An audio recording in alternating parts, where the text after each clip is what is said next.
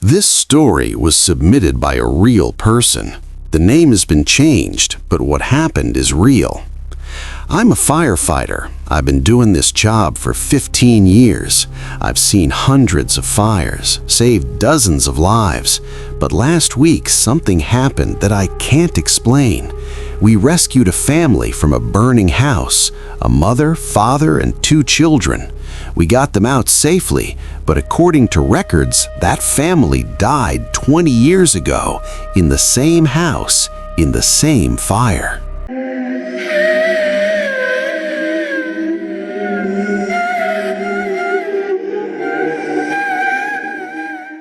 My name's Jake. I'm 38 years old. I work for the volunteer fire department in Millers Creek, Pennsylvania. It's a small town, population 3,000.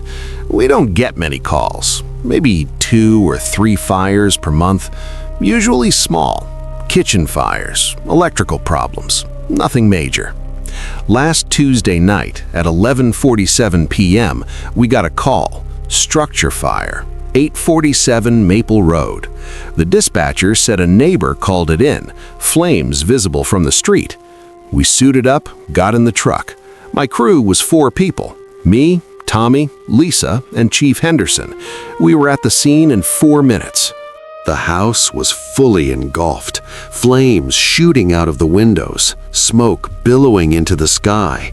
The heat was intense. We could feel it from the street. Chief Henderson started organizing. Jake, Tommy, primary search. Lisa, set up the hose. We need to knock this fire down now. Tommy and I grabbed our equipment, axes, flashlights, breathing apparatus. We moved toward the front door, and that's when we heard it, screaming from inside the house, a woman's voice. "Help us! We're upstairs! Please!" My heart sank. People were still inside.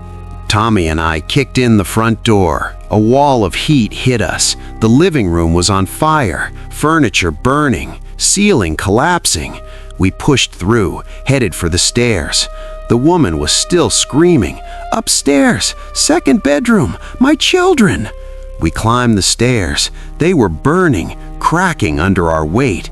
We made it to the second floor. Hallway full of smoke, zero visibility. Tommy went left, I went right. I found the bedroom, kicked the door open. A woman, maybe 35, clutching 2 children, a boy and a girl, maybe 6 and 8 years old. They were huddled in the corner, terrified, coughing. "I've got them," I shouted into my radio. 3 victims, second floor, east bedroom. I grabbed the kids, Tommy grabbed the woman. We moved fast. The hallway was collapsing, flames everywhere. We made it to the stairs, started descending. The stairs gave way. We fell, crashed through to the first floor. My back hit hard, but I held on to the kids, protected them. Tommy pulled us up. We stumbled toward the door, out into the fresh air, laid the family on the lawn. Paramedics rushed over, checked vitals. The kids were breathing. The mother was breathing, conscious. She looked at me, tears streaming. "Thank you, thank you. Where's my husband?" My stomach dropped. "There's a 4th person?" "He's in the basement," she screamed. "He went down to check the furnace."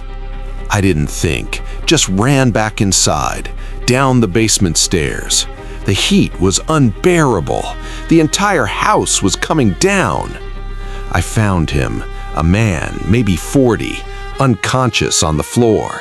I grabbed him, threw him over my shoulder, climbed back up. The ceiling collapsed behind me. I dove through the front door just as the house exploded. Flames shot out.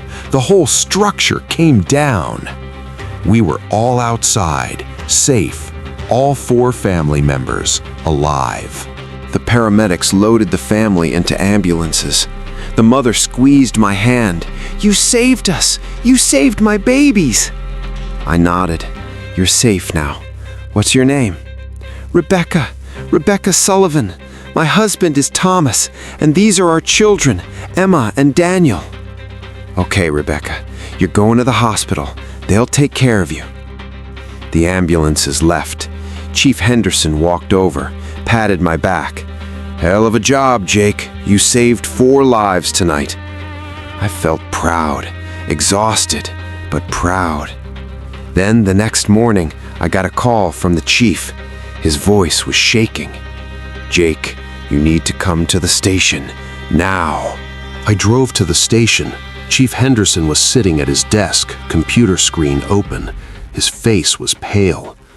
"Jake, I looked up the property, 847 Maple Road. You need to see this." He turned the screen toward me. It was a newspaper article from October 15th, 2003, 20 years ago. The headline read, "Family of 4 dies in house fire." The article described a house fire at 847 Maple Road, a family trapped inside. Rebecca Sullivan, 35, Thomas Sullivan, 40, their children, Emma, 6, and Daniel, 8. All 4 perished in the blaze. The photos showed the same people, the same family we rescued last night. "This has to be a mistake," I said. "Maybe it's a different family. Same names. Coincidence." Chief shook his head. "I called the hospital, asked about the Sullivan family, the ones we brought in last night. And they have no record of them. No one matching those names or descriptions was admitted last night. The paramedics who transported them, they don't remember picking anyone up." I felt cold. That's impossible. I carried those kids. I held them. They were real. "I know, but according to everyone else, they don't exist." I drove back to Maple Road.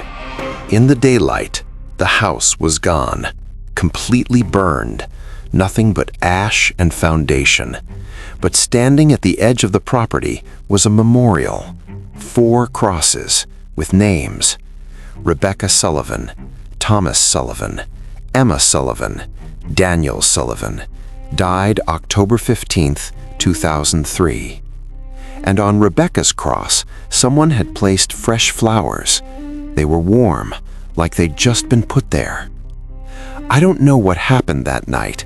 I don't know if we saved ghosts or if we gave that family a second chance, a chance to survive the fire that killed them 20 years ago.